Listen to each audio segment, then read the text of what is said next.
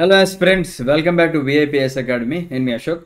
So Indian పాలిటీలో already మనము what is preamble అనేది ఒక చాప్టర్ ఉంది కదండి. పాలిటీ అంటే మనకి యూపీఎస్సీ కానీ ఏపీపీఎస్సీ లేదా TGPSC and other competitive exams prepare అయ్యే వాళ్ళందరికీ కూడా పాలిటీ వెరీ ఇంపార్టెంట్ అండి. సో ఆ పాలిటీ లెక్చర్ సిరీస్ మనం స్టార్ట్ చేసుకున్నాము. ప్రియంబుల్ కంప్లీట్ చేసాం. ఈ ప్రియంబుల్ మీరు డైరెక్ట్గా మన విఐపిఎస్ అకాడమీ యూట్యూబ్ ఛానల్ యొక్క ప్లేలిస్ట్ సెక్షన్కి వెళ్తే అక్కడ మీకు క్లియర్గా కనిపిస్తుంది, రైట్? సో ప్రియంబుల్ తర్వాత కొన్ని క్వశ్చన్స్ కూడా డిస్కస్ చేసుకున్నాము. తర్వాత మనకి సెకండ్ చాప్టర్ డిస్కస్ చేసుకున్నాము, మేకింగ్ ఆఫ్ ద కాన్స్టిట్యూషన్. అది కూడా పార్ట్ 1 అండ్ పార్ట్ 2 రెండు కూడా మనం డిస్కస్ చేసుకున్నాము. ఓకే, సో పార్ట్ 2లో కూడా కొన్ని యూపీఎస్సీ అండ్ అదర్ కాంపిటేటివ్ ఎగ్జామ్స్లో అడిగిన పీవైక్యూస్ కూడా డిస్కస్ చేసుకున్నాము. సో ఇవాళ మనము salient features of the constitution discuss చేసుకోబోతున్నాం. అంటే సేలియంట్ ఫీచర్స్ అంటే ఏంటి? ముఖ్య లక్షణాలు. ఓకేనా? అంటే మన రాజ్యాంగం యొక్క ముఖ్య లక్షణాలు ఏంటో మనం ఇవాళ డిస్కస్ చేసుకోబోతున్నాము. ఇది 2 పార్ట్స్గా డివైడ్ చేసుకుందామండి. ఓకేనా? సో ఇక్కడ ఇవి కనిపించేవన్నీ కూడా salient features of our constitution. ఓకేనా? First, lengthiest written constitution. ఓకేనా? Drawn from various sources. So ఇది సింపుల్గా నేను అలా జస్ట్ లాగా చెప్తుంటాను. లెందియెస్ట్ రిటన్ కాన్స్టిట్యూషన్ అంటే ఏంటి? మన రాజ్యాంగం అనేది ఉన్న కాన్స్టిట్యూషన్ అన్నింటిలో కల్లా లెందియెస్ట్ రిటన్ కాన్స్టిట్యూషన్, అంటే రాసిన కాన్స్టిట్యూషన్ అనమాట. ఓకే, తర్వాత వేరే సోర్సెస్ నుంచి తీసుకున్నాము. దీంట్లో మనకి రిజిడ్గా అండ్ ఫ్లెక్సిబుల్గా, అంటే అమెండ్మెంట్స్ అనేవి కొన్ని రిజిడ్గా కొన్ని ఫ్లెక్సిబుల్గా అవుతూ ఉంటాయి. And federal system with unitary bias, parliamentary form of government ఉంది మనకి, synthesis of parliament, sovereignty and judicial supremacy. ఓకేనా? Integrated and independent judiciary, fundamental rights ఉన్నాయి, డిపిఎస్పీస్ ఉన్నాయి, ఫండమెంటల్ డ్యూటీస్ ఉన్నాయి, సెక్యులర్ స్టేట్ అనమాట, అంటే అన్ని రిలీజియన్స్కి ఈక్వల్ ఇంపార్టెన్స్ ఇస్తుంటాం. యూనివర్సల్ అడల్ట్ ఫ్రాంచైజ్, మనకి ఎవరైతే మేజర్ ఉంటారో అంటే 18 years ప్లస్ దాటిన వాళ్ళు ఉంటారో వాళ్ళందరికీ కూడా ఓటింగ్ హక్కు కల్పిస్తున్నాము. సింగిల్ సిటిజన్షిప్ ఉంది, ఇండిపెండెంట్ బాడీస్ ఉన్నాయి, ఎమర్జెన్సీ ప్రొవిజన్స్ ఉన్నాయి మనకి, national emergency, state emergency, financial emergency, 3-tier government ఉంది, కోఆపరేటివ్ సొసైటీస్ ఉన్నాయన్నమాట. సో మనం దీన్ని హాఫ్ లాగా డివైడ్ చేసుకుందామండి. ఓకేనా? సో లెందియెస్ట్ రిటన్ కాన్స్టిట్యూషన్ నుంచి ఫండమెంటల్ రైట్స్ వరకు కూడా ఇవాళ వీడియోలో డిస్కస్ చేసుకుందాము. రేపటి వీడియోలో ఇవన్నీ డిస్కస్ చేసుకుందాం, డిపిఎస్పీస్ నుంచి కోఆపరేటివ్ సొసైటీస్ వరకు, రైట్? ఓకే, సో ఇప్పుడు రాజ్యాంగాలు మనం చూసుకున్నట్లయితే 2 రకాలు ఉంటాయండి మనకి. ఓకేనా? ఒకటి రిటన్ కాన్స్టిట్యూషన్. ఎగ్జాంపుల్స్ ఏంటి? అమెరికన్ కాన్స్టిట్యూషన్ మరియు ఇండియన్ కాన్స్టిట్యూషన్. ఏంటి అంటే రిటన్ కాన్స్టిట్యూషన్. ఫర్ ఎగ్జాంపుల్, మన రాజ్యాంగం గురించి ఆల్రెడీ డిస్కస్ చేసుకున్నాం మనం. అంటే మన కాన్స్టిట్యూయెంట్ అసెంబ్లీ మన రాజ్యాంగాన్ని ఎలా తయారు చేసింది అని చెప్పేసి మనకి 2 years 11 months and 18 days time పట్టిందనమాట. ఓకేనా? దీంట్లో అబౌట్ 60 countries యొక్క రాజ్యాంగాన్ని మనం రిఫర్ చేసుకున్నాం. తర్వాత గవర్నమెంట్ ఆఫ్ ఇండియా యాక్ట్ 1935 నుంచి కూడా చాలా ప్రొవిజన్స్ తీసుకున్నాం అనమాట. అలాగా మనకి ఏదైతే నీడ్ ఉన్నాయో దాన్ని మనం రాసుకొని ఒక డ్రాఫ్ట్ చేసుకొని దాన్ని కాన్స్టిట్యూషన్గా బయటికి తీసుకొస్తే దాన్ని రిటన్ కాన్స్టిట్యూషన్ అని చెప్పేసి అంటాం. అన్రిటన్ కాన్స్టిట్యూషన్కి ఎగ్జాంపుల్ ఏంటి? Britain constitution and New Zealand constitution. ఏంటి అంటే వాళ్ళు అంటే కావాల్సినవి ముందే రాసుకోలేదండి. వాళ్ళు ఏం చేస్తున్నారు అంటే నీడ్ని బట్టి. ఓకేనా? ఇప్పుడు రోజులన్నీ ఒకటేలాగా ఉండవు, ఇట్ కీప్స్ ఆన్ చేంజింగ్. కాబట్టి మన అవసరానికి తగ్గట్టుగా మనకి ఇప్పుడు ఏదైనా అవసరం ఉందనుకోండి, ఓకే, మనం దాన్ని యాడ్ చేసుకుందాం. సో వీటిని అన్రిటన్ కాన్స్టిట్యూషన్స్ అని చెప్పేసి అంటారు అనమాట. ఎప్పుడైతే నీడ్ ఉందో ఆ నీడ్ని బట్టి వాళ్ళు ఎడిషన్స్ డిలీషన్స్ చేసుకుంటూ వస్తున్నారు అనమాట. This is unwritten constitution. ఓకేనా? రిటర్న్ అంటే రాసేది, అన్రిటన్ అంటే రాయిందనమాట. Okay, right. సో ఇప్పుడు ఇక్కడ కనిపించేది ఫస్ట్ చూసుకుందాం, లెందియెస్ట్ రిటన్ కాన్స్టిట్యూషన్ అని చెప్పేసింది కదండి, ఇది చూసుకుందాం. సో మన భారత రాజ్యాంగం ఉన్న రిటర్న్ కాన్స్టిట్యూషన్స్ అన్నిటిలో కల్లా ఇండియన్ కాన్స్టిట్యూషన్ అనేది లెందియెస్ట్ అనమాట. ఓకేనా? బాగా లెందియెస్ట్ కాన్స్టిట్యూషన్ అనమాట, ఇంకెక్కడా కూడా లేదు. ఇక్కడ చూడండి, no other constitution in the world has so many articles and schedules. అంటే ఇప్పుడు మనకి ఎన్ని ఆర్టికల్స్ ఎన్ని షెడ్యూల్స్ ఉన్నాయండి? ఐడియా ఉంది ఎవరికన్నా? మన కాన్స్టిట్యూషన్ తయారు చేసినప్పటికీ, అంటే ఒరిజినల్ కాన్స్టిట్యూషన్ 1949 మనం చూసుకున్నట్లయితే మనకి 395 ఆర్టికల్స్ ఉన్నాయి. వాటిని 22 parts లాగా డివైడ్ చేసి 8 షెడ్యూల్స్ కూడా యాడ్ చేశారనమాట. ఇప్పుడు ప్రెజెంట్లీ అబౌట్ అండి, ఓకేనా, this is not the exact number. మనకి కాంపిటేటివ్ ఎగ్జామ్స్లో కావాల్సినవి నేను ఇక్కడ మీకు చెప్తుంటాను చూడండి. కాంపిటేటివ్ ఎగ్జామ్స్లో మనకి దీని నుంచి క్వశ్చన్ అడుగుతారు. ఎందుకంటే మన రాజ్యాంగం తయారైనప్పుడు ఎన్ని ఆర్టికల్స్ ఉన్నాయని ఇది ఇంపార్టెంట్. ఇప్పుడు చేంజ్ అవుతూ ఉంటుంది కాబట్టి కాంట్రవర్షియల్ క్వశ్చన్స్ అనేది అడగరు అనమాట. ఓకేనా? బట్ మీరు గుర్తుపెట్టుకోండి, అబౌట్ 470 ఆర్టికల్స్ ఉన్నాయి. 25 పార్ట్స్ కింద డివైడ్ చేసాం. 12 షెడ్యూల్స్ ఉన్నాయి. ఇది గుర్తుపెట్టుకోండి, షెడ్యూల్స్ ఆర్ వెరీ ఇంపార్టెంట్ అండి. దీని గురించి ఒక వీడియో కూడా చేశాను, ఒకసారి అది చూపిస్తా చూడండి.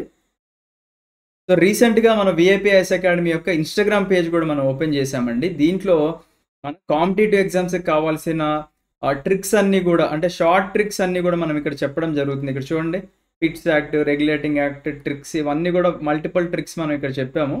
సో షెడ్యూల్స్ కూడా మనం చెప్పడం జరిగిందనమాట ఇక్కడ. ఓకేనా, ఇక్కడ చూడండి 12 షెడ్యూల్స్ మనం ఎలా గుర్తుపెట్టుకోవాలి అనేది కూడా మనం ఒక రీల్ చేసాం. కాన్స్టిట్యూషన్లో ఉన్న 12 షెడ్యూల్స్ని ఈజీ ట్రిక్తో ఎలా గుర్తుపెట్టుకోవాలో తెలుసుకుందాం అండి. ముందుగా మనకి ఇనిషియల్గా మన కాన్స్టిట్యూషన్ వచ్చినప్పుడు 8 షెడ్యూల్ ఉండే, అవి కాస్త మనకి ఓవరాల్గా 12 షెడ్యూల్ అయినాయి. సో మనం కింద నుంచి చూసుకున్నట్లయితే అందరూ బేసిక్గా 1 నుంచి చదువుకుంటూ వస్తారు, బట్ ఈ ఈజీ ట్రిక్లో మనము 12 నుంచి చదువుకుంటూ వద్దాం. సో 12 ఏంటంటే మనకి మున్సిపాలిటీస్, 11 ఏంటి పంచాయతీస్. సో నేను ఒక స్టోరీ చెప్తా వినండి. సో మనకు పొద్దున్న లేచిన దగ్గర నుంచి మున్సిపాలిటీనో పంచాయతీనో ఏదో ఒక లెవెల్ ఉంటూనే ఉంటుంది కాబట్టి, సో ఈ మున్సిపాలిటీ వాళ్ళు మరియు పంచాయతీ వాళ్ళు గొడవ పడుతున్నారనమాట. నీ తప్పు అంటే నీ తప్పు, నీ తప్పు అంటే నీ తప్పు అని. సో నాలాంటి ఒక పెద్ద మనిషి వచ్చేసి ఎవరు తప్పు ఉందో తేల్చాలని చెప్పేసి, అసలు మీ ఇద్దరిలో ఎవరిది డిఫెక్ట్ ఉందో నేను తేలుస్తాను అని చెప్పేసి నేను ముందుకు వచ్చాను అనమాట. So 10 is anti defection law. ఓకేనా, సో ఇప్పుడు నేనేం చేయాలి, ఎవరు తప్పు ఉందో తెలియాలంటే I need to review them. Okay, నేను వాళ్ళని రివ్యూ చేయాలి ఎవరు తప్పు ఉందని చెప్పేసి. So 9 is judicial review. So వీళ్ళని రివ్యూ చేయాలంటే ఏంటి, వీళ్ళకున్న బాధ్యతలు అంటే వీళ్ళకున్న రెస్పాన్సిబిలిటీస్ అన్నీ కూడా పర్ఫామ్ చేసుకొని రండి అని చెప్పేసి అన్నాను. ఎలా పర్ఫామ్ చేయాలి, 22 అఫీషియల్ లాంగ్వేజ్లో మీరు పర్ఫామ్ చేయాలి. ఎక్కడెక్కడ పర్ఫామ్ చేయాలి, మన యూనియన్ లెవెల్లో, స్టేట్ లెవెల్లో అండ్ కంకరెంట్ లెవెల్లో మీరు పర్ఫామ్ చేయాలి. పర్ఫామ్ చేయమన్నానని చెప్పేసి మీరు ఓన్లీ ఇండియా యొక్క మెయిన్ ల్యాండే కాకుండా నార్త్ ఈస్టర్న్ పార్ట్, ఓకేనా, అంటే మన ఇండియా యొక్క ఈ పార్ట్ కాకుండా నార్త్ ఈస్టర్న్ పార్ట్లో కూడా పర్ఫామ్ చేయమని చెప్పా. అవేంటివండి, ఏఎంటీఎం లేదా ఏటీఎం స్క్వేర్ అన్న గుర్తుపెట్టుకోవచ్చు అనమాట. ఈ ఏటీఎం స్క్వేర్ అంటే ఏంటి, మనకి Assam, Meghalaya, Tripura and Mizoram. So perform చేయమన్నా కదా నార్త్ ఈస్టర్న్ స్టేట్లో అని చెప్పేసి ఓన్లీ టౌన్స్ అండ్ సిటీస్కే వెళ్తూ ఉంటారు కాబట్టి, అలా కాదు షెడ్యూల్డ్ ఏరియాస్లో కూడా మీరు కవర్ చేసుకోనండి అని చెప్పేసి అన్నాను. అలా కవర్ చేసుకున్న తర్వాత ఇప్పుడు నేను రివ్యూ చేస్తాను కానీ ఎవరిది తప్పు లేదో వాళ్ళకి నేను రాజ్యసభలో ఒక సీట్ అలాట్ చేస్తా అని చెప్పేసి అన్నా. మరి రాజ్యసభలో సీట్ అలాట్ చేస్తున్నా అంటే దాని అర్థం ఏంటండి, వీళ్ళకి ప్రమాణం చేయించాలి. మరి ప్రమాణం చేపిస్తే సరిపోతుందా, వాళ్ళకి శాలరీలు ఇవ్వాలి. మరి శాలరీస్ ఇస్తే సరిపోతుందా, వాడికి ఎక్కడ పోస్టింగ్ కావాలంటే అక్కడ ఇవ్వాలి, ఎందుకంటే వాడు తప్పలేదు కాబట్టి. సో ఈ విధంగా మనము 12 నుంచి 1 వరకు నేర్చుకోవచ్చు అనమాట. అండ్ ఒకసారి మీరు ఈజీగా ఒకసారి ట్రై చేయండి, నేను కళ్ళు మూసుకొని చెప్తాను చూడండి. ఫస్ట్ ఏం చెప్పుకున్నాం, మున్సిపాలిటీస్, పంచాయతీస్ గొడవ పెట్టుకుంటున్నారు అంటే ఎవరిది డిఫెక్షన్ ఉందో చెప్పడానికి వచ్చా. సో జ్యుడిషియల్ రివ్యూ చేశా. రివ్యూ చేయాలంటే వాళ్ళు ఏం చేయాలి, వాళ్ళు 22 అఫీషియల్ లాంగ్వేజ్లో పర్ఫామ్ చేయాలి. ఎక్కడ పర్ఫామ్ చేయాలి, union, state and concurrent. And perform చేయాలి అంటే ఏఎంటీఎం కూడా వెళ్ళాలి, అంటే అస్సాం, మేఘాలయ, త్రిపుర, మిజోరాం. అండ్ అక్కడ ఉన్న షెడ్యూల్డ్ ఏరియాస్ కూడా టచ్ చేయాలన్నమాట. షెడ్యూల్ ఏరియాస్ టచ్ చేసిన తర్వాత 4 అంటే కుర్చీ, ఇక్కడ కుర్చీ అని గుర్తుపెట్టుకోండి పోను. ఓకేనా, సీట్ అంటే ఏంటంటే మనకి 4 అంటే 4 కాళ్ళ కుర్చీ అని గుర్తుపెట్టుకోవచ్చు మీరు. సో సీట్స్ అలాట్ చేయాలి. సీట్ అలాట్ చేయాలంటే వాళ్ళకి ప్రమాణం చేయించాలి. ప్రమాణం చేయించాలంటే ఏం చేయాలండి, మనం వాళ్ళకి శాలరీస్ అండ్ అలవెన్సెస్ ఇవ్వాలి. తర్వాత వాడికి ఎక్కడ కావాలంటే అక్కడ పోస్టింగ్ ఇవ్వాలన్నమాట, state and union level. Thank you. మన ఎస్, సో చూసారు అనుకుంటున్నానండి. ఈ లెంతియెస్ట్ మన 12 షెడ్యూల్స్ గురించి డిస్కస్ చేసుకున్నాం కదా. షెడ్యూల్స్ ఆర్ వెరీ ఇంపార్టెంట్ అండి కాంపిటేటివ్ ఎగ్జామ్స్కి. మరీ చెప్తున్నాను, కాంపిటేటివ్ ఎగ్జామ్స్లో దీనికి 5 స్టార్ ఇస్తారండి. ఓకేనా, మోస్ట్ ఇంపార్టెంట్ అనమాట. ఓకే, సో ఇనీషియల్గా మనం చూసుకున్నాం కదా 8 షెడ్యూల్స్ ఉంటే అది అమెండ్మెంట్ తర్వాత మనకి ఒక 4 షెడ్యూల్స్ యాడ్ అయినాయండి. ఏంటి అవి, 9, 10, 11 అండ్ 12. ఈ 4 షెడ్యూల్స్ యాడ్ అయినాయి. ఓకేనా, వీటి గురించి మనం డీటెయిల్డ్గా మళ్ళీ డిస్కస్ చేసుకుందాము. సో ఈ చాప్టర్ మాత్రం ఈ చాప్టర్ లాగే చూడండి. ఓకేనా, మనకి ఎక్కడైతే నీడ్ ఉందో అక్కడ నేను మీకు ఇన్డెప్త్గా చెప్తాను. ఓకే, నెక్స్ట్ మన రాజ్యాంగం ఎలా ఉందండి, మనకి బోత్ జస్టిషియబుల్ ఉంది. అంటే మన రాజ్యాంగంలో రాసిన అంశాలు ఏవైతే ఉన్నాయో వాటిని బేస్ చేసుకొని మీకు ఎక్కడైనా అన్యాయం జరుగుతుంటే కోర్టుకు వెళ్ళొచ్చు, దాన్ని జస్టిషియబుల్ అంటారు. ఎగ్జాంపుల్ ఏంటి, ఫండమెంటల్ రైట్స్. ఓకేనా, మనందరికీ కూడా ప్రాథమిక హక్కులు కల్పించింది మన రాజ్యాంగం. సో అలాంటి హక్కులు కల్పించినప్పుడు అవి ఉల్లంఘన చేస్తే ఎవరన్నా అంటే వైలేట్ చేస్తే డైరెక్ట్గా మనం సుప్రీంకోర్టుకి వెళ్ళొచ్చు లేదా హైకోర్ట్స్కి వెళ్ళొచ్చు అనమాట. ఓకేనా, అది జస్టిషియబుల్. కొన్ని నాన్ జస్టిషియబుల్ కూడా ఉంటాయి అనమాట. Example DPSPs, directive principles of state policies, ఇవి నాన్ జస్టిషియబుల్. మీకు ఏమైనా అన్యాయం జరిగినా కోర్ట్స్కి వెళ్ళినా అక్కడ ఏం న్యాయం జరగదు అనమాట. ఓకేనా, సో ఇది లెందియెస్ట్ రిటర్న్ కాన్స్టిట్యూషన్లో ఉన్న అంశాలన్నీ. మళ్ళీ ఒకసారి చూడండి, మన కాన్స్టిట్యూషన్ వచ్చేసి ఉన్న కాన్స్టిట్యూషన్ అంటే ఉన్న రిటర్న్ కాన్స్టిట్యూషన్ అన్నింటిలో కల్లా లెందియెస్ట్ అని చెప్పేసి చెప్పుకున్నాము. ఇనీషియల్గా 395 ఆర్టికల్స్ 22 పార్ట్స్ 8 షెడ్యూల్గా డివైడ్ అయితే అది అమెండ్మెంట్ జరిగిన తర్వాత ఓకేనా మన రాజ్యాంగాన్ని మనం సవరించవచ్చు, దాన్ని అమెండ్మెంట్ అంటారు. అమెండ్మెంట్ చేసిన తర్వాత మనకి 470 ఆర్టికల్స్, అబౌట్ 470 ఆర్టికల్స్, అవి 25 పార్ట్స్ కింద అయినాయి అండ్ 12 షెడ్యూల్స్ కింద మార్చామన్నమాట. ఓకేనా. సో 1951 నుంచి మనము చాలా డిలీట్ చేసుకున్నాము అండ్ మిగతా కూడా యాడ్ చేసాము. ఇక్కడ చూడండి, various amendments carried out since 1951 have deleted about 20 articles and ఒక పార్ట్ కూడా డిలీట్ అయిపోయింది అనమాట, part 7, and added about 95 articles and 4 more parts అనమాట. ఓకేనా. అండ్ 4 షెడ్యూల్స్ కూడా యాడ్ అయినాయి. ఓకేనా. This is the lengthiest return constitution. ఈ పేజ్ మొత్తంలో కల్లా మరీ బల్లగుద్ది చెప్తున్నాను, ఫస్ట్ ప్రిఫరెన్స్ మనకి షెడ్యూల్స్కి ఇస్తారు. సెకండ్ ప్రిఫరెన్స్ దేనికి ఇస్తారంటే ఎన్ని ఆర్టికల్స్ ఉన్నాయి, ఎన్ని పార్ట్స్, ఎన్ని షెడ్యూల్స్ ఇనీషియల్గా మన కాన్స్టిట్యూషన్ తయారైనప్పుడు ఉన్నాయని చెప్పేసి అడుగుతారు. అండ్ మీకు ఇచ్చే క్వశ్చన్స్లో ఒకవేళ మిమ్మల్ని తికమక పెట్టాలి అనుకుంటే ఇది కూడా యాడ్ చేస్తారు. Our Indian constitution is both justiciable is not justiciable అని చెప్పేసి అన్నారు అనుకోండి, అప్పుడు మనం దాన్ని తప్పు పట్టచ్చు అనమాట. మన Indian constitution is both justiciable and non justiciable, రెండు కూడా ఇంక్లూడ్ చేసి ఉన్నాయి అనమాట. Right. Next, drawn from various sources. ఓకేనా. మన భారత రాజ్యాంగము వేరియస్ సోర్సెస్ నుంచి డ్రా చేసుకున్నాం. అయితే ఇది వెరీ ఇంపార్టెంట్ అండి. ఓకేనా. ఇప్పుడు ఈ పేజ్ కాకుండా కాంపిటేటివ్ ఎగ్జామ్స్లో ఈ 2 పేజెస్ వెరీ ఇంపార్టెంట్. ఒకసారి చెప్తా చూడండి. అయితే దీంట్లో కూడా మనం ఒక షార్ట్ కట్ చెప్పుకున్నాం ఒకదానికి, బ్రిటిష్ కాన్స్టిట్యూషన్కి ఆల్రెడీ మన ఇన్స్టాగ్రామ్ పేజ్లో ఒక షార్ట్ కట్ చెప్పుకున్నాం. ఆ వీడియో చూపిస్తారండి. సో వీడియో ఇక్కడ ఉంటుంది, చూద్దాం ఒక నిమిషం.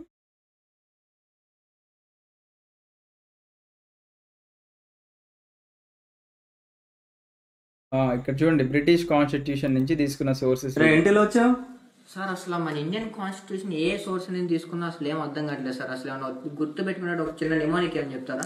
ఎస్. సో నీలాగే చాలా మంది కూడా కన్ఫ్యూజ్ అవుతూ ఉంటారు పాలిటీ చదివేటప్పుడు. పాలిటీలో మనకి మన ఇండియన్ కాన్స్టిట్యూషన్ వేరియస్ సోర్సెస్ నుంచి మనం తీసుకోవడం జరిగింది. అయితే మనం కొన్ని సోర్సెస్ గుర్తుపెట్టుకున్నాం. ఫర్ ఎగ్జాంపుల్ బ్రిటిష్ వాళ్ళ దగ్గర నుంచి ఏం తీసుకున్నాము అండ్ యుఎస్ఏ దగ్గర నుంచి ఏం తీసుకున్నాము అనేది మనం గుర్తుపెట్టుకుంటే ఎలిమినేషన్కి యూజ్ అవుతుంది అనమాట. సో ఇక్కడ మనం ఈ వీడియోలో ఏం డిస్కస్ చేద్దామంటే బ్రిటిష్ వాళ్ళ దగ్గర నుంచి మనం ఏమేమి తీసుకున్నాం మన కాన్స్టిట్యూషన్ అనేది డిస్కస్ చేస్తే మీరు అట్లీస్ట్ ఒక ఆప్షన్ మీరు ఎలిమినేట్ చేయడానికి హెల్ప్ అవుతుంది మీకు. ఫర్ ఎగ్జాంపుల్ ఆస్ట్రేలియా నుంచి ఏం తీసుకున్నాం అని చెప్పేసరికి కింద బ్రిటిష్ దాంట్లో నుంచి ఒక 2 ఆప్షన్లు ఇచ్చి కంకరెంట్ లిస్ట్ అని ఇచ్చామనుకోండి, మనం ఇది ఎలిమినేట్ చేసుకోవచ్చు కదా అట్లీస్ట్. సో అలా అనమాట. సో ఒక చిన్న షార్ట్ ట్రిక్ చెప్పడానికి నేను ఒక ప్రాసెస్ చెప్తా చూడండి. మనందరికీ RRR మూవీ గుర్తుంది. ఓకేనా. రాజమౌళి గారు RRR మూవీ గుర్తుంది కదా. ఈ RRR మూవీలో ఏం చేశారండి, బ్రిటిష్ వాళ్ళు వచ్చి ఒక పాపను ఎత్తుకెళ్ళిపోయారు కదా. ఆ పాప పేరు మీరు పారు అని గుర్తుపెట్టుకోండి. ఓకేనా. పాప పేరు పారు అని గుర్తుపెట్టుకోండి. సో పా అనే పదంతో నీకు ఏమైనా వర్డ్ గుర్తు వస్తుందా?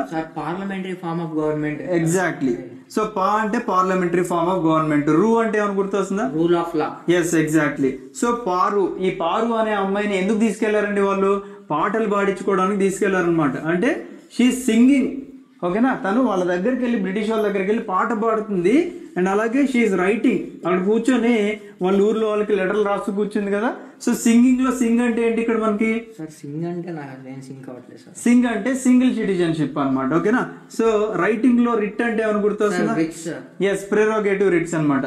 సో తను పాడుతుంది మరియు రాస్తుంది, 2 పనులు చేస్తుంది కాబట్టి షీఈ్ డూయింగ్ బై, అంటే 2 పనులు చేస్తుంది కాబట్టి బై అని రాసా. బై అంటే ఏమైనా గుర్తొస్తుందా నీకు? బై అంటే bicameral. Yes, exactly. So bi అంటే బై కెమెరలిజం. సో చూడండి ఇక్కడ మీరు పారు, parliamentary form of government, rule of law, single citizenship, prerogative writs, bicameralism. అయితే తను ఊర్లో ఉన్నప్పుడు తనకు కొన్ని ప్రివిలేజెస్ ఉన్నాయి. ఇప్పుడు ఆ ప్రివిలేజెస్ అన్ని ఇక్కడికి తీసుకెళ్ళాక అన్ని కోల్పోయింది కదా.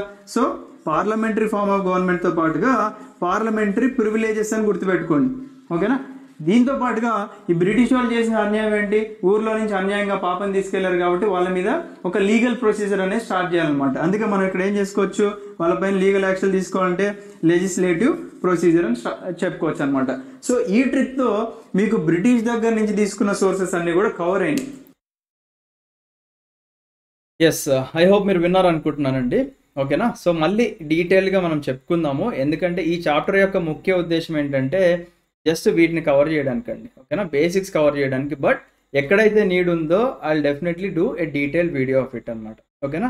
Yes, drawn from the various sources చూసుకుందాం. మనకి దీంట్లో ఇది ఇంపార్టెంట్. మనకి కొన్ని కాంపిటేటివ్ ఎగ్జామ్స్లో అడిగారు, ఎవరు మనకి మన రాజ్యాంగాన్ని ఈ పదం అన్నారని చెప్పేసి అనమాట. అంటే our constitution of India has been framed after ransacking all known constitutions of the world అని చెప్పేసి ఎవరు అన్నారు అంటే డాక్టర్ బిఆర్ అంబేద్కర్ గారు అన్నారనమాట. ఓకేనా, మన రాజ్యాంగాన్ని ఉన్న కాన్స్టిట్యూషన్స్ అన్నిటి కలిపి మనం చేసాము అని చెప్పేసి ఇక్కడ అర్థం అనమాట. ఓకేనా, సో దీంట్లో మనకి స్ట్రక్చరల్ పార్ట్ ఉంది, ఫిలాసఫికల్ పార్ట్ ఉంది, పొలిటికల్ పార్ట్ ఉంది.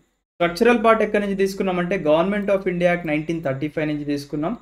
ఫిలాసఫికల్ పార్ట్ మనకి for example fundamental rights and DPSPs. Fundamental rights వచ్చేసి మనకి అమెరికన్ కాన్స్టిట్యూషన్. ఓకేనా, డిపిఎస్పీస్ వచ్చేసి ఐరిష్ కాన్స్టిట్యూషన్ నుంచి తీసుకున్నాం అనమాట. Political part of the constitution, దీంట్లో the principle of cabinet government and relations between executive and legislature have been largely drawn from the British Constitution. Okay na? And the most profound influence and material source of the Constitution is Government of India Act 1935. గుర్తుపెట్టుకోండి. ఓకేనా, అంటే ఎక్కువ మనకి the most profound influence and material source of the constitution ఎక్కడి నుంచి తీసుకున్నాము అంటే మనకి గవర్నమెంట్ ఆఫ్ ఇండియా యాక్ట్ 1935 నుంచి. ఓకేనా, దాంట్లో ఏమేమి మంచి అంశాలు మనకు ముఖ్యంగా కనిపిస్తున్నాయంటే federal scheme, judiciary, governors, emergency powers, public service commission and most of the administrative details are drawn from this act అనమాట. ఓకేనా, ఇది చెప్పుకుందాం, డీటెయిల్గా చెప్పుకుందాం, don't worry. So more than half of the provisions of the constitutions are identical to or bear a close resembles to the act of 1935. ఓకేనా, అంటే more than half అంటే గుర్తుపెట్టుకోండి. ఓకేనా, 50% కన్నా ఎక్కువ మనకి గవర్నమెంట్ ఆఫ్ ఇండియా యాక్ట్ నుంచి మనకి కొద్దిగా సిమిలర్గా ఉంది లేదా కొద్దిగా క్లోజ్ రిజంబులెన్స్ ఉందని చెప్పేసి అంటున్నాను అనమాట. అయితే ఈ పేజ్లో నుంచి మనం కాంపిటేటివ్ ఎగ్జామ్స్కి ఏం కావాలి అంటే జస్ట్ ఇది ఒకటి గుర్తుపెట్టుకోండి నా కోసం. తర్వాత మీరు గుర్తుపెట్టుకోవాల్సింది ఇవి వెరీ ఇంపార్టెంట్ అండి. ఇవన్నీ మీరు ఒక 2 గుర్తుపెట్టుకున్నా మిగతావి ఎలిమినేషన్ ద్వారా ఎలిమినేట్ చేసుకోవచ్చు. ఓకేనా, సో ఆల్రెడీ ఈ బ్రిటిష్ని మీకు ఆల్రెడీ గుర్తుపెట్టుకున్నాను అనుకుంటున్నాను. పారు, సింగింగ్ అండ్ డాన్సింగ్ అనేది మనం సింగింగ్ అండ్ రైటింగ్ అది మనం ట్రిక్ చెప్పుకున్నాం కాబట్టి అది అలా గుర్తుపెట్టేసుకోండి, ఖచ్చితంగా ఎలిమినేట్ చేయడానికి హెల్ప్ అవుతుంది మీకు. ఓకేనా, తర్వాత మనం ఇంకొక వీడియోలో యూఎస్ నుంచి ఏం తీసుకున్నాం అనేది అంటే డ్రాన్ ఫ్రమ్ వేరియస్ సోర్సెస్కి ఒక సపరేట్ వీడియో చేసుకుందాం మనం, సో దట్ అందరికీ హెల్ప్ అయ్యేలాగా ఉంటుంది అనమాట. ఓకేనా, ఒకసారి చెప్తా చూడండి. యుఎస్ కాన్స్టిట్యూషన్ నుంచి ఫండమెంటల్ రైట్స్ తీసుకున్నాం, independence of judiciary, judicial review, impeachment of the president, removal of supreme court and high court judges and post of vice president, ఇవన్నీ కూడా యుఎస్ నుంచి తీసుకున్నాము. ఓకేనా, suspension of fundamental rights during emergency. So emergency వచ్చినప్పుడు మన fundamental rights అన్ని suspend అవుతాయి except article 20 and 21. ఇది ఎక్కడి నుంచి తీసుకున్నాం ఈ ప్రొవిజన్ అంటే వైమర్ కాన్స్టిట్యూషన్ ఆఫ్ జర్మనీ. ఓకేనా, జర్మనీ నుంచి తీసుకున్నాం. ఓకేనా, జపాన్ దగ్గర నుంచి ఏం తీసుకున్నాం అంటే ప్రొసీజర్ ఎస్టాబ్లిష్డ్ బై లా, ఇది జపాన్ దగ్గర నుంచి తీసుకున్నాం. ఆస్ట్రేలియా దగ్గర నుంచి ఏం తీసుకున్నామంటే చాలా కాంపిటేటివ్ ఎగ్జామ్స్లో ఈ కంకరెంట్ లిస్ట్ అని చెప్పేసి అడుగుతూ ఉంటారండి. ఓకేనా, దీన్ని మన తెలుగు దాంట్లో గుర్తుపెట్టుకోవాలంటే ఒకటే గుర్తుపెట్టుకోండి, ఆస్ట్రేలియా ఎలా ఉంటుందండి, కొద్దిగా ఈ షేప్లో ఉంటుంది. అంటే మీరు ప్రతిరోజు రోడ్డు మీద వెళ్ళినప్పుడు ఏదో ఒక రాళ్ళు కనిపిస్తాయి కదా, వాటిని కంకర రాళ్ళు అంటారు కదా. సో అట్లీస్ట్ నా కోసం ఆస్ట్రేలియా అనేది ఒక కంకర రాయి షేప్లో ఉందని గుర్తుపెట్టుకోండి, సో దట్ మీకు కంకరెంట్ లిస్ట్ అనేది అయినా స్ట్రైక్ అవుద్ది అక్కడ. ఓకేనా, ఆస్ట్రేలియా చూడగానే ఒక ఐలాండ్ అంటే ఒక ద్వీపం గుర్తొస్తుంది కదా, అది ఎలా ఉంటుందండి ఆస్ట్రేలియా, ఒక రాయి షేప్లో ఉంటుంది. సో కంకర్ రాయ్ అని గుర్తుపెట్టుకోండి, పోనీ కంకరెంట్ లిస్ట్ అని ఎగ్జామ్లో స్ట్రైక్ అవ్వాలి మీకు. ఓకేనా, తర్వాత freedom of trade, commerce, inter course and joint sitting of 2 houses of the parliament. ఇప్పుడు మనకి పార్లమెంట్ కొన్నిసార్లు జాయింట్ సిట్టింగ్ కూడా ఉంటుందన్నమాట. ఓకేనా, అది కూడా ఆస్ట్రేలియా నుంచి తీసుకున్నాం. సౌత్ ఆఫ్రికా నుంచి ఏం తీసుకున్నాం మనము, procedure for amendment of the constitution. So చూడండి, మన రాజ్యాంగాన్ని ఎలా సవరించాలి అనేది ఎక్కడి నుంచి తీసుకున్నామండి, మనకి సౌత్ ఆఫ్రికన్ కాన్స్టిట్యూషన్ నుంచి తీసుకున్నాము. Election of members of Rajya Sabha ఎక్కడి నుంచి తీసుకున్నామంటే ఇది కూడా సౌత్ ఆఫ్రికన్ కాన్స్టిట్యూషన్ నుంచి తీసుకున్నాం. రైట్, నెక్స్ట్, సో ఇది ఆల్రెడీ ఇక్కడ ఆస్ట్రేలియా మనం కవర్ చేసేసుకున్నాం కాబట్టి ఇది లైట్. నెక్స్ట్ కెనడా నుంచి ఏం తీసుకున్నామంటే federation with a strong centre. ఓకేనా, vesting of residuary powers in the centre, appointment of state governors by the centre, advisory jurisdiction of the Supreme Court, ఇవన్నీ ఇక్కడ నుంచి తీసుకున్నాం.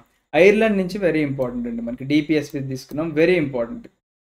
Next nomination of members of the Rajya Sabha, method of election of the president, ఇది కూడా మనకి very important, Ireland నుంచి తీసుకున్నాం. Already Japan చదివేసుకున్నాం కదా, ఇది లైట్ తీసుకోండి. ఓకేనా, రష్యా నుంచి కూడా వెరీ ఇంపార్టెంట్. ఫండమెంటల్ డ్యూటీస్ తీసుకున్నాం. అండ్ ఐడియల్స్ ఆఫ్ జస్టిస్ మనం చూసుకున్నాం కదండి ఆల్రెడీ ప్రియంబుల్ చాప్టర్లో మనం చదువుకున్నాం. Ideals of justice social, economical and political. ఓకేనా, మనకి ప్రియంబుల్ స్టార్టింగ్ ఉంటుంది కదా, we the people of India having solemnly resolved to constitute India into a sovereign socialist secular democratic republic and secure all it citizens justice అని చెప్పేసి start అవుతుంది కదా, justice, liberty, equality, fraternity. So ఆ justice ఇదే అనమాట, social, economical and political justice. ఇది ఎక్కడి నుంచి తీసుకున్నామంటే మనం రష్యా నుంచి తీసుకున్నాం లేదా యుఎస్ఎస్ఆర్ నుంచి తీసుకున్నాం. Right, okay right. Next blend of rigidity and flexibility. ఇందాక ఇక్కడ ఏం చెప్పుకున్నాం, మన రాజ్యాంగాన్ని సవరించడం. ఓకేనా, అమెండ్మెంట్ ప్రొసీజర్ ఉంది కదా, ఈ అమెండ్మెంట్ ప్రొసీజర్ ఏదైతే సౌత్ ఆఫ్రికా నుంచి తీసుకున్నామో ఆ అమెండింగ్ ప్రొసీజర్ ఏదైతే ఉందో దాన్ని రిజిడ్గా, ఫ్లెక్సిబుల్గా రెండు రకాలుగా చేయొచ్చు. ఫర్ ఎగ్జాంపుల్ కొన్ని కంట్రీస్ తీసుకున్నట్లయితే రిజిడ్గా ఉంటాయి అన్నమాట. ఓకేనా, ఇక్కడ ఈ పదాన్ని మీరు గమనించండి, బ్లెండ్ అంటే ఏంటి, మనకి blending is nothing but mixing, కలపడం. బ్లెండింగ్ అంటే కలపడం, పులిహార కలపండి అంటారు కదా, అట్లా బ్లెండింగ్ అంటే కలపడం. ఏం కలుపుతున్నాము, రిజిడిటీ అండ్ ఫ్లెక్సిబిలిటీ. ఓకేనా, ఇప్పుడు ఫర్ ఎగ్జాంపుల్ అరే నా మజిల్స్ అన్ని బాగా ఫ్లెక్సిబుల్గా ఉన్నాయంటే దాని అర్థం ఏంటి, నేను ఎటంటే అటు మూవ్ చేస్తున్నానని చెప్పేసి. అంటే కొన్ని అమెండ్మెంట్స్ అనేది ఫ్లెక్సిబుల్గా అయిపోతాయి, అంటే సింపుల్ మెజారిటీతో అయిపోతాయి. కొన్ని రిజిడ్గా ఉంటాయి అనమాట, అంటే దృఢంగా, మొండిగా ఉంటాయి అని అర్థం అనమాట. ఓకేనా, సో కాన్స్టిట్యూషన్స్ రెండు రకాలు ఉంటాయి మనకి, రిటర్న్ కాన్స్టిట్యూషన్, అన్రిటర్న్ కాన్స్టిట్యూషన్ ఏదైతే ఉన్నాయో దాంట్లో మనకి రిజిడ్గా కొన్ని ఉంటాయి, ఫ్లెక్సిబుల్గా కొన్ని ఉంటాయి. రిజిడ్ కాన్స్టిట్యూషన్ ఏంటి మనకి, ఎగ్జాంపుల్ అమెరికన్ కాన్స్టిట్యూషన్. ఫ్లెక్సిబుల్కి ఎగ్జాంపుల్ ఏంటి, బ్రిటిష్ కాన్స్టిట్యూషన్. ఈ రెండు కలిపి మిక్స్ చేసామనుకోండి మన ఇండియన్ కాన్స్టిట్యూషన్ వస్తుంది అనమాట. సో ఇండియన్ కాన్స్టిట్యూషన్, ఓకేనా, ఇండియన్ కాన్స్టిట్యూషన్ మనం రెండు కలిపితే వస్తుంది అనమాట. ఓకేనా, so the Indian constitution is neither rigid Nar flexible, అంటే కంప్లీట్గా రిజిడ్ కాదు, కంప్లీట్గా ఫ్లెక్సిబుల్ కాదు, it is a synthesis of both అనమాట. ఓకేనా, సో ఏ రిజిడ్ కాన్స్టిట్యూషన్ అంటే ఏంటి, మనకి స్పెషల్ ప్రొసీజర్తో మనకి అమెండ్మెంట్ చేయాలి. ఫ్లెక్సిబుల్ కాన్స్టిట్యూషన్ అంటే ఏంటి, మనకి సింపుల్గా ఆర్డినరీ లాస్ ఏదైతే మనము చేస్తుంటామో సింపుల్ మెజారిటీతో అలా అయిపోతూ ఉంటాయి అన్నమాట. ఓకేనా, సో దీన్ని ఇక్కడ మనం డివైడ్ చేసుకున్నాం అనమాట. ఇప్పుడు for example some provisions can be amended by a special majority of the parliament. అంటే ఏంటి, మనకి 2/3 of the members of the parliament మనకి ప్రెజెంట్ అయి ఉండాలి అండ్ ఓట్ చేయాలన్నమాట. కొన్ని ఏంటి, ఒకవేళ దాంట్లో స్టేట్స్ కూడా ఇన్వాల్వ్ అయినాయి అనుకోండి, స్టేట్ యొక్క రాటిఫికేషన్ కూడా ఇంపార్టెంట్ అనమాట.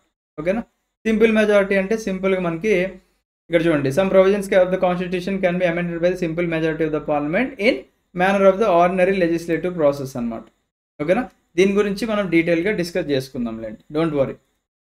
Right, next federal system with a unitary bias. మనకి ఎక్కడా కూడా మన రాజ్యాంగంలో ఫెడరేషన్ అనే పదం మనకి రాయలేదు. ఓకేనా, ఆర్టికల్ 1లో మనం ఏం చూసుకుంటున్నాము, యూనియన్ ఆఫ్ ద స్టేట్స్ అని మాత్రమే ఉంటుంది అనమాట. ఓకేనా, యూనియన్ ఆఫ్ ద స్టేట్స్ అని రాశారు, మనకి ఎక్కడ ఫెడరేషన్ అని చెప్పేసి రాయలే అనమాట. ఓకేనా, సో ఈ యూనియన్ ఆఫ్ ద స్టేట్స్ ఏం ఇంప్లై చేస్తుంది అంటే, ఫస్ట్లీ మనకి ఇక్కడ Indian federation is not the result of agreement by the states. అంటే మనకి ఇక్కడ స్టేట్స్ అన్ని కలిపి అగ్రిమెంట్ ద్వారా ఫామ్ అయింది కాదు మన Indian federation. Secondly, no state has the right to secede from the federation. అంటే ఏ స్టేట్ కూడా మేము సపరేట్గా ఉంటామని చెప్పే అధికారం లేదనమాట, గుర్తుపెట్టుకోండి, very important. Right, so the constitution of India establishes a federal system of government. మన కాన్స్టిట్యూషన్ ఏదైతే ఉందో ఫెడరల్ సిస్టమ్ ఆఫ్ గవర్నమెంట్ని ఎస్టాబ్లిష్ చేసుకున్నాం అన్నమాట. అసలు ఏంటి ఫెడరల్ సిస్టమ్ ఆఫ్ గవర్నమెంట్ అనేది మీకు తెలియాలి కాబట్టి చెప్తా చూడండి. A federal system of government is a way of organizing a country where power is divided between central government and the states. అంటే మనకి సెంట్రల్ గవర్నమెంట్కి కావాల్సిన పవర్స్ అన్ని సెంట్రల్ గవర్నమెంట్కి ఇస్తున్నాము, స్టేట్ గవర్నమెంట్కి కావాల్సిన పవర్స్ అన్ని స్టేట్ గవర్నమెంట్కి ఇస్తున్నాం అనమాట.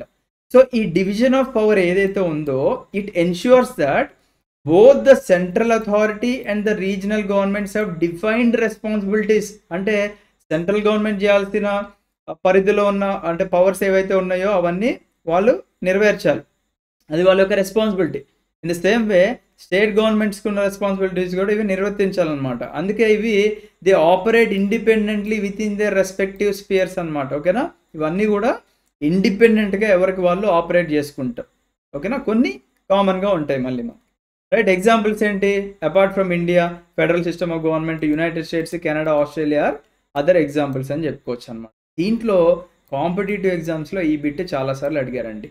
మన కాన్స్టిట్యూషన్లో ఉన్న ఈ ఫెడరల్ సిస్టమ్ ఆఫ్ దీన్ని కాశీ ఫెడరల్ అని చెప్పేసి ఎవరు అన్నారు అంటే కేసీ వేర్ అనే పర్సన్ అన్నారు. ఓకేనా ఓకేనా క్వాసీ కేసీ ఇలా గుర్తుపెట్టుకోండి. ఓకేనా క్వాసీ కేసీ నేనైతే ఇలానే గుర్తుపెట్టుకుంటాను. క్వాసీ ఫెడరల్ అని ఎవరన్నారు? కేసీ వేర్ అన్నారు. ఇది వచ్చింది చాలాసార్లు కాంపిటేటివ్ ఎగ్జామ్స్లో అడిగారనమాట. బార్గెయినింగ్ ఫెడరలిజం అని చెప్పేసి మారిస్ జోన్స్ అన్నారు. కోఆపరేటివ్ ఫెడరలిజం అని చెప్పేసి గ్రాన్విల్ ఆస్టిన్ అన్నారు. ఇది కూడా ఒకసారి నేను చూశాను question. Federation with a centralising tendency అని చెప్పేసి ఐవర్ జెన్నింగ్స్ అన్నారు. ఓకేనా. సో ఈ పేజ్లో నుంచి మనం తీసుకోవాల్సింది ఏంటి? కాశీ అనేది గుర్తుపెట్టుకోండి. Quasi federal by KC Wheare. Okay right. Next parliamentary form of government మనకి. ఓకేనా ఎగ్జామ్లో ఒకసారి అడిగారు ఈ క్వశ్చన్. పార్లమెంటరీ ఫార్మ్ ఆఫ్ గవర్నమెంట్నే ఇంకా ఏ పేరుతో పిలవచ్చు అని చెప్పేసి దాన్నే Westminster form of government అని చెప్పేసి అంటారు, లేదా రెస్పాన్సిబుల్ గవర్నమెంట్ అంటారు, లేదా క్యాబినెట్ గవర్నమెంట్ అని చెప్పేసి అంటారు అన్నమాట. ఓకేనా. So parliamentary system of government మనం చూసుకున్నట్లయితే 2 ఎగ్జిక్యూటివ్స్ ఉన్నారు మనకి ఇక్కడ. ఓకేనా. The nominal executive is the head of the state. అంటే president is the nominal executive. కాకపోతే ఇక్కడ రియల్ ఎగ్జిక్యూటివ్ ఎవరండి మనకి ఇక్కడ భారతదేశంలో అంటే prime minister is the real executive who is the head of the government. అంటే గవర్నమెంట్ మొత్తం కూడా ఎవరి చేతిలో ఉందండి? మన ప్రైమ్ మినిస్టర్ గారి చేతిలో ఉంటుంది. ప్రెసిడెంట్ గారు ఏంటి, ఏదో ఉన్నామా అంటే మన భారతదేశంలో ఉన్నామా, సంతకం పెట్టామా అంటే పెట్టామా అన్నట్టే ఉంటారు. కానీ అంటే ఆయనకు ఉండాల్సిన పవర్స్ ఉన్నాయి, బట్ ఇక్కడ పొలిటికల్ డామినెన్స్ ఎక్కువ ఉంటుందండి మనకి. ఓకేనా. సో మనకి నామినల్ ఎగ్జిక్యూటివ్ వచ్చేసి head of the state president, real executive వచ్చేసి ప్రైమ్ మినిస్టర్ ఉంటారు అనమాట. ఓకేనా. ఇది పార్లమెంటరీ ఫార్మ్ ఆఫ్ గవర్నమెంట్. మరి ప్రెసిడెన్షియల్ ఫార్మ్ ఆఫ్ గవర్నమెంట్లో ఎవరు ఉంటారు అంటే ఒక్కళ్ళే, దెర్ ఈజ్ ఓన్లీ 1 ఎగ్జిక్యూటివ్. ఓకేనా. In this system the president is both the head of the state and head of the government. Example USA and south Korea. ఓకేనా. For example మీరు Donald Trump గారిని చూసుకొని ఉంటారు. ఆయనే ఆ యొక్క స్టేట్కి హెడ్ అండ్ గవర్నమెంట్కి కూడా ఆయనే హెడ్. బట్ మనకి ఇక్కడ ఏంటి, స్టేట్ హెడ్ వచ్చేసి ప్రెసిడెంట్ గారు, గవర్నమెంట్కి హెడ్ వచ్చేసి మనకి ఇక్కడ ప్రైమ్ మినిస్టర్ గారు ఉన్నారనమాట. ఓకేనా. సో అది దీని గురించి ఇంకా డీటెయిల్గా విల్ డిస్కస్. ఓకే ఇది మీకు జస్ట్ తెలుసుకోవాలండి అంతే. దీంట్లో నుంచి మీరు ఇది ఒకటి గుర్తుపెట్టుకున్నారు. Right. Next synthesis of parliamentary sovereignty and judicial supremacy. ఓకేనా. Parliamentary sovereignty. పార్లమెంట్ అంటే మనకి ఇక్కడ ఏం తెలుస్తుందండి? మనకి పార్లమెంట్ అంటే లోక్సభ, రాజ్యసభ తెలుస్తుంది, అండ్ ద ప్రెసిడెంట్. ఓకేనా. సో ఈ పార్లమెంటరీ సోవరెంటీ అంటే ఏంటి? ఇండిపెండెన్సీ ఉంటుంది అనమాట పార్లమెంటరీ. ఎందుకంటే పార్లమెంట్ ఇక్కడ ఏం చేస్తుందండి? మనకి పార్లమెంట్ అనేది మనకి ఇక్కడ it is a legislative body అనమాట. ఓకేనా. పార్లమెంట్ అనేది లెజిస్లేటివ్ బాడీ. అంటే ఇక్కడ ఏం తయారవుతున్నాయి? మనకి ఇక్కడ లాస్ తయారవుతున్నాయి, చట్టాలు తయారవుతున్నాయి అన్నమాట. అది గుర్తుపెట్టుకోండి. జ్యుడిషియల్ అంటే ఈ పదం వస్తుంది మనకి ఎప్పుడు కూడా 3 పదాలు మనం ఆల్రెడీ ప్రీవియస్ క్లాసెస్లో కూడా చెప్పుకున్నాం. లెజిస్లేచర్, ఎగ్జిక్యూటివ్, జ్యుడిషియరీ అనే 3 పదాలు వస్తాయి. జ్యుడిషియరీ అంటే కోర్ట్స్ గుర్తుపెట్టుకోండి. ఓకేనా. ఈ జ్యుడిషియల్ సుప్రిమసీ అంటే ఏంటి? మనకి ఇక్కడ కోర్ట్స్కి వాటి యొక్క సుప్రిమసీ లేదా సుప్రీం పవర్ అనేది ఉంటుంది అనమాట. ఫర్ ఎగ్జాంపుల్ ఇక్కడ చూడండి, the Supreme Court on the one hand can declare the parliamentary laws as unconstitutional through its power of judicial review. అంటే పార్లమెంట్ చేసిన చట్టాలు ఏవైతే ఉన్నాయో అవి అన్కాన్స్టిట్యూషనల్ అని చెప్పేసి ఎవరు చెప్పగలరండి? Supreme Court. అంటే జ్యుడిషియరీ చెప్పగలదు, దానికంత పవర్ ఉంది, త్రూ జ్యుడిషియల్ రివ్యూ. ఓకేనా. ఇంకొక పార్లమెంట్కి మనకి ఇక్కడ పవర్ ఏముంది? Parliament on the other hand can amend the major portion of the constitution through it's constituent power. అంటే రాజ్యాంగ సవరణ చేసి మనం more than half of the constitution మనకి అంటే major portion of the constitution వచ్చేసి మనం ఇక్కడ అమెండ్ చేసుకోవచ్చు అనమాట. ఓకేనా. This is the power of parliament అని చెప్పుకోవచ్చు. సో ఈ డాక్ట్రిన్ ఆఫ్ సోవరెంటీ ఆఫ్ పార్లమెంట్ అని ఏదైతే మనం ఇక్కడ పదం వాడామో ఇది బ్రిటిష్ పార్లమెంట్తో అసోసియేట్ అయి ఉందన్నమాట. అండ్ జ్యుడిషియల్ సుప్రిమసీ ఏదైతే ఉందో ఇది అమెరికన్ సుప్రీం కోర్టుతో అసోసియేట్ అయి ఉన్న పదం అన్నమాట. ఓకేనా. అక్కడి నుంచి తీసుకున్నాము. సో ఇక్కడ ఇండియన్ పార్లమెంటరీ సిస్టమ్ అనేది మనకి పార్లమెంటరీ ఫార్మ్ ఆఫ్ గవర్నమెంట్ ఉంది కదండి, it differs from the British system. ఓకేనా, బ్రిటిష్ సిస్టమ్తో మనకి కొద్దిగా డిఫర్ అవుతుంది అనమాట, అంటే తేడా ఉంది ఇక్కడ.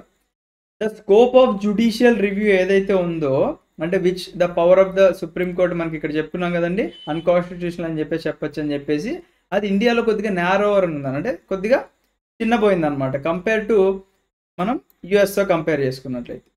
ఓకేనా, ఎందుకంటే మనకి అమెరికన్ కాన్స్టిట్యూషన్లో డ్యూ ప్రాసెస్ ఆఫ్ లా అనేది మనకి ఇక్కడ ప్రొవైడ్ చేస్తున్నారు against the procedure established by law. వీటి గురించి మనం డీటెయిల్గా డిస్కస్ చేసుకుందాం, don't worry, right. Okay, next rule of లా. ఓకేనా, సో రూల్ ఆఫ్ లా అంటే ఈ యాక్సియం మనకి ఏం చెప్తుందంటే, people are ruled by the law and not by the men. అంటే మనం అందరం కూడా చట్టానికి లోబడి ఉండాలి, అంటే మనకి ప్రతిదానికి చట్టం ఉందన్నమాట. మనం తప్పులు చేస్తే మనకి శిక్షించడానికి ఒక చట్టం ఉంది. ఓకేనా, మనకి పాత రోజుల్లో ఐపీసీ సిఆర్పిసి అనేవి ఉండే అనమాట. ఇప్పుడు బిఎన్ఎస్ఎస్ బిఎస్ఏ కూడా ఉన్నాయి కదండి. అంటే మన నీడ్ని బట్టి ఇప్పుడు మన చట్టాలు అనేది తయారు చేయబడడం జరిగిందనమాట. ఓకేనా, మనము ఈ చట్టానికి లోబడి ఉంటున్నాం. People are ruled by the law not by the men. ఓకేనా, so that no man is infallible, అంటే ఏ మనిషి కూడా ఇలా చట్టం ఉంటే తప్పు చేయకుండా భయపడతాడని చెప్పేసి అర్థం అనమాట. అండ్ ఇది ఒక డెమోక్రటిక్ కంట్రీకి వెరీ వైటల్ అని చెప్పుకోవచ్చు, అంటే వెరీ ఇంపార్టెంట్ అని చెప్పేసి చెప్పుకోవచ్చు అనమాట. ఓకేనా, సో ఇక్కడ ఫ్యూ మోర్ థింగ్స్ మనం ఏం డిస్కస్ చేసుకోవాలి అంటే, there is no room for arbitrariness అనమాట. అంటే మనకి ఏదైతే డెసిషన్స్ తీసుకుంటున్నామో, చట్టం తీసుకున్న డెసిషన్స్ అన్నీ కూడా మనకి ఫెయిర్గా ఉండాలి, రీజనబుల్గా ఉండాలి, అంతేగాని బయాస్డ్గా ఉండకూడదు అనమాట. Each individual enjoy some fundamental rights. మనకి ఫండమెంటల్ రైట్స్ ప్రాథమిక హక్కులు ఉన్నాయి కాబట్టి అది ప్రతి ఒక్కరు కూడా ఎంజాయ్ చేయొచ్చు. ఒకవేళ ఏదైనా ఉల్లంఘన జరిగినా, మనకి ఏమైనా అన్యాయం జరిగినా కానీ ద హైయెస్ట్ జ్యుడిషియరీ. ఓకేనా, అంటే మనకి ఎపెక్స్ కోర్ట్ ఏంటండి మన ఇండియాలో, is a supreme court. Apex court అంటే ఏంటి, మనకి apex is nothing but top court ఏంటి, సుప్రీం కోర్ట్. ఓకేనా, సుప్రీం కోర్ట్ కానీ హై కోర్ట్స్ కానీ మనకి ఈ యొక్క శాన్సిటీని మెయింటైన్ చేస్తాయి అనమాట. శాన్సిటీ అంటే ఏంటి, పవిత్రతని మెయింటైన్ చేస్తాయి అనమాట. ఓకేనా, right. The constitution of India has incorporated this principle in the part 3. ఓకేనా, పార్ట్ 3 అంటే ఏంటంటే మనకి ఫండమెంటల్ రైట్స్ ఉంటాయి దీంట్లో. ఓకేనా, in order to provide meaning to the article 14. Article 14 అంటే ఏం చెప్తుంది మనకి, అందరూ కూడా చట్టం ముందు సమానులే అని చెప్పేసి చెప్తుంది అనమాట. All are equal before law and all enjoy equal protection of laws అనమాట. అంటే చట్టం నుంచి అందరికీ కూడా ఈక్వల్ ప్రొటెక్షన్ అనేది దక్కుతూ ఉంటుంది అనమాట. ఓకేనా, అండ్ లోక్ అదాలత్స్ని మనం ప్రమోషన్ చూస్తున్నాము. అండ్ ఈ మధ్య పబ్లిక్ ఇంట్రెస్ట్ లిటిగేషన్ కూడా మనం చూస్తూ ఉన్నాం అనమాట. పిఐఎల్స్ అని చెప్పేసి అంటారు. వాటి గురించి కూడా వచ్చినప్పుడు మనం డీటెయిల్గా డిస్కస్ చేసుకుందాం, right. Okay, integrated and independent judiciary ఉంది మనకి. ఓకేనా, so India has a single integrated judicial system. ఓకేనా, ద ఇండియన్ కాన్స్టిట్యూషన్, మన రాజ్యాంగం ఏదైతే ఉందో, establishes a judicial system that is integrated as well as independent. ఇది మంచిగా ఇంటిగ్రేట్ అయి ఉంటుంది, ఇండిపెండెంట్గా ఉంటుంది. ఇక్కడ తెలుస్తుంది, the Supreme court stands at the top of the integrated judicial system in the country. ఇందాక చెప్పాం కదండి, the apex court of the top court is the Supreme court. ఈ సుప్రీం కోర్ట్ అనేది stands at the top of the integrated judicial system. ఓకేనా, మన judicial system అంతటికి కూడా, judicial అంటే ఏంటి మనకి కోర్ట్స్ అని గుర్తుపెట్టుకోమన్నా కదా, ఈ కోర్ట్స్ అన్నిటికి కూడా హెడ్ ఎవరు అంటే supreme court. Below it there are high courts and state లెవెల్లో మనకి ఉంటాయి అన్నమాట, ఇంకా అదర్ కోర్ట్స్ ఉంటాయి మనకి. ఓకేనా, under high court there is a hierarchy of subordinate courts ఉంటాయి, that is district courts and other lower courts ఉంటాయి అన్నమాట. ఓకేనా, this single system of courts enforces both the central laws as well as state laws. Unlike in United States of America where the federal laws are enforceable by the federal judiciary and state laws are enforced by the state judiciary. So యూఎస్ఏలో చూడండి, స్టేట్కి సంబంధించినవన్నీ కూడా state judiciary చూసుకుంటుంది, and federal loss అంటే సెంట్రల్కి సంబంధించినవన్నీ కూడా మనకి సెంట్రల్ జ్యుడిషియరీ చూసుకుంటుంది అనమాట. బట్ ఇండియాలో అలా కాదు, మనకి ఇక్కడ సింగిల్ జ్యుడిషియరీ ఉందన్నమాట, బోత్ సెంట్రల్ అండ్ స్టేట్ లాస్ని మానిటర్ చేయడానికి. ఓకేనా, the Supreme Court is a federal court. ఓకేనా, the high court the highest Supreme Court is a federal court and the highest court of appeal. అంటే దీని అర్థం ఏంటి, ఇప్పుడు హైకోర్టులో నాకు ఏదైనా అన్యాయం జరిగింది అనుకోండి, నేను అపీల్ చేయొచ్చు అనమాట, అంటే I can go to the Supreme Court. ఓకేనా, అందుకే సుప్రీం కోర్ట్ అనేది మన federal court and it is the highest court of appeal. ఓకేనా, సో ఇప్పుడు డిస్ట్రిక్ట్ కోర్టులో నాకు అన్యాయం జరిగితే నేను హైకోర్టుకి వెళ్ళొచ్చు, హైకోర్టు కూడా అన్యాయం జరిగితే I can go to Supreme Court. ఓకేనా. The guarantor of the fundamental rights of the citizens and the guardian of the constitution. గుర్తుపెట్టుకోండి, దీని గురించి ఒకసారి ఒక స్టేట్మెంట్లో కూడా అడగచ్చు అనమాట. ద సుప్రీం కోర్ట్ అనేది highest court of appeal, the guarantor of the fundamental rights. మన ఫండమెంటల్ రైట్స్ లేదా ప్రాథమిక హక్కులు ఏవైతే ఉన్నా వాటికి గ్యారంటీ కల్పిస్తుంది. ఓకేనా, అందరి సిటిజన్స్కి. అంటే ఇక్కడ అందరినీ కూడా సమానంగా ట్రీట్ చేస్తుంది. అండ్ మన కాన్స్టిట్యూషన్కి ఒక గార్డియన్ అనమాట. అంటే గార్డియన్ అంటే ఎవరు, మనకి తెలుగులో చెప్పుకోవాలి అనుకుంటే కేర్ టేకర్ అని చెప్పుకోవచ్చు అన్నమాట. అలా. And there are some more provisions మనకి ఇక్కడ కనిపిస్తున్నాయి. Hence the constitution have made various provisions to ensure its independency అని చెప్పేసి ఇక్కడ ఇచ్చారు. అంత నీడ్ అయితే లేదులేండి. Right. Next fundamental rights very important అండి. దీని గురించి మనకి సపరేట్గా ఒక చాప్టరే ఉంది, అక్కడ డిస్కస్ చేసుకుందాం. బట్ మీకు బేసిక్ ఐడియా రావాలి కాబట్టి ఫండమెంటల్ రైట్స్ అనేది పార్ట్ 3లో మనం ఇంక్లూడ్ చేసుకున్నాం. ఓకేనా. మనకి ఓవరాల్గా 7 ఫండమెంటల్ రైట్స్ ఉండేవి. ఇప్పుడు ఒక ఫండమెంటల్ రైట్ని రిమూవ్ చేయడం జరిగిందనమాట. ఓకేనా. So the right to property అని ఉండేది. ఓకేనా, ఇవన్నీ ఉన్నాయి, మిగతా అన్నీ ఉన్నాయి. ఓకేనా, రైట్ టు ఈక్వాలిటీ ఉంది, రైట్ టు ఫ్రీడమ్ ఉంది, right against exploitation, right to freedom of religion, cultural and educational rights. దీని తర్వాత ఆర్టికల్ 31 మనకి ఉండేదన్నమాట. రైట్ టు ప్రాపర్టీ అనేది అది తీసేసి ఒక లీగల్ రైట్ చేశారనమాట, ఫండమెంటల్ రైట్స్ కింద తీసేసి. Next right to constitutional remedies, very important ఇది ఆర్టికల్ 32. ఓకేనా, చెప్దాం మనం ఫండమెంటల్ రైట్స్ వచ్చినప్పుడు చెప్దాము. ఇవి జస్టిషియబుల్ ఇన్ నేచర్ ఇందాక చెప్పుకున్నట్టుగా, ఎందుకంటే ఇవి ఎన్ఫోర్స్ చేయొచ్చు అనమాట కోర్ట్స్లో ఇవి ఎన్ఫోర్స్ చేయొచ్చు మనకి. ఓకేనా, త్రూ ఆర్టికల్ 32 ద్వారా మనకి 5 రిట్స్ ఉంటాయి మనకి. ABS corpus, mandamus, prohibition. ఈ పేజ్లో ఇది వెరీ ఇంపార్టెంట్ అండి. మనకి ఎగ్జామ్లో రిట్స్ గురించి అడుగుతూ ఉంటారు. Which of the following is a writ of the constitution అని చెప్పేసి ఇవన్నీ గుర్తుపెట్టుకోవాలి. 5 హేబియస్ కార్పస్, మ్యాండమస్. ఓకేనా, హేబియస్ కార్పస్ అంటే to have the body, mandamus అంటే to command, prohibition, certiorari, quo warranto, what is your authority, ఇవన్నీ కూడా వస్తాయి అన్నమాట మనకి. రైట్. బట్ ఫండమెంటల్ రైట్స్కి మనకి కొన్ని రీజనబుల్ రిస్ట్రిక్షన్స్ కూడా ఉంటాయి అన్నమాట. ఓకేనా, మనం ఫండమెంటల్ రైట్స్ని నేషనల్ ఎమర్జెన్సీ వచ్చినప్పుడు సస్పెండ్ చేయొచ్చు ఎక్సెప్ట్ ఆర్టికల్ 20 and 21. ఇది కూడా వెరీ ఇంపార్టెంట్. ఓకేనా, ఫండమెంటల్ రైట్స్ వచ్చినప్పుడు ఇంకా డీటెయిల్గా డిస్కస్ చేద్దాం. ఈ పేజ్ నుంచి మీరు గుర్తుపెట్టుకోవాల్సిన అంశాలు ఏంటి అంటే ఈ last point very important. Suspension of fundamental rights during emergency. A articles మనం సస్పెండ్ చేయలేము? ఆర్టికల్ 20 and 21 ఈ రెండు మనం సస్పెండ్ చేయలేము. రిట్స్ వీటినే ప్రెరోగేటివ్ రిట్స్ అని చెప్పేసి అంటారు. ఇది ఆర్టికల్ 32 మనకి ప్రొవైడ్ చేస్తుంది. ఈ 5 రిట్స్ మీరు గుర్తుపెట్టుకోవాలి, వెరీ ఇంపార్టెంట్. అండ్ ఈ ఫండమెంటల్ రైట్స్ అనేది మనకి పార్ట్ 3లో ఉంది, ఇది కూడా మనం గుర్తుపెట్టుకోవాలి, వెరీ ఇంపార్టెంట్. సో ఈ ఫండమెంటల్ రైట్స్ ఏదైతే పార్ట్ 3లో ఉన్నాయో వీటినే మ్యాగ్నా కార్టా ఆఫ్ ఇండియా అని చెప్పేసి కూడా అంటాము. దీని గురించి కూడా ఇంకా డీటెయిల్గా మనము డిస్కస్ చేసుకుందాము ఫండమెంటల్ రైట్స్ అనే చాప్టర్ వచ్చినప్పుడు. ఓకేనా. సో ఐ విష్ మీకు ఈ వీడియో నచ్చింది అనుకుంటున్నాను. సో వీడియో నచ్చితే జెన్యున్గా మీకు లైక్ కొట్టండి, మీ ఫ్రెండ్స్కి కూడా షేర్ చేయండి.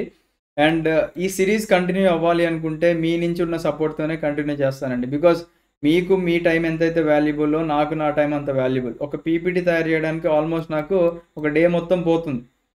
సో అలాంటప్పుడు నేను నా డే మీకు డెడికేట్ చేయాలి, నా లైఫ్లో ఒక రోజు మీకు డెడికేట్ చేయాలి ఒక చాప్టర్ కోసం అంటే మీరు దాన్ని పాజిటివ్గా రెస్పాండ్ అయితేనే నేను దీన్ని కంటిన్యూ చేస్తాను అనమాట. ఓకేనా.